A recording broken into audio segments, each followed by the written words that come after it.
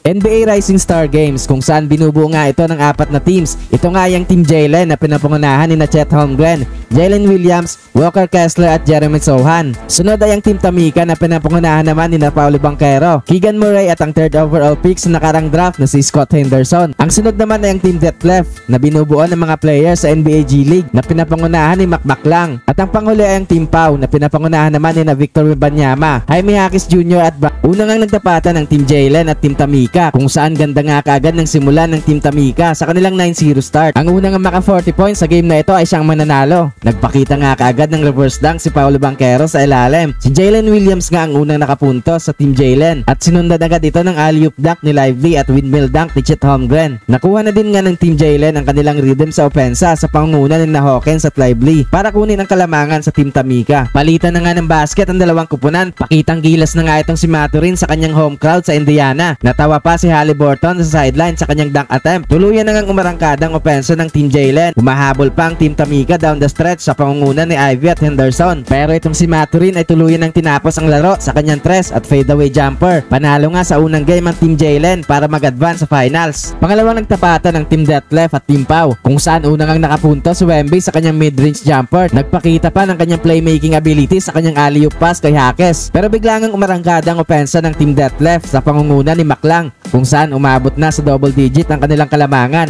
Pero nagkaroon nga ng counter run ng Team Pau na pinangunahan naman ni Wembanyama. Pero grabing intensity nga ang pinakita ng mga taga-NBA G Leagues depensa, kung saan pinapahirapan nga makapunto sa mga young stars sa NBA. Kaya sa uli ay panalo nga ang Team Detlef sa game-winning basket ni Buzelis. Kaya maglalaban sa finals ang Team Detlef at Team Jalen. Sa championship game ay naging agresibo nga kaagad sa opensa ang Team Detlef na posterize pa si Walker Kessler at si Shea. Ang magiging target score nga sa game na ito ay 25 points. Biglang arangkada nga ang opensa ng Team Jalen. Pakitang gilas nga kaagad itong si Maturin sa kanyang pasa sa ilalim. Patuloy nga ang pagambag sa opensa ni Lively at Hawkins para sa Team Jalen. Kaya sa uli ay panalo ang Team Jalen sa game winning 3 ni Jalen Williams. Ang naging MVP nga sa game na ito ay si Ben Mathurin.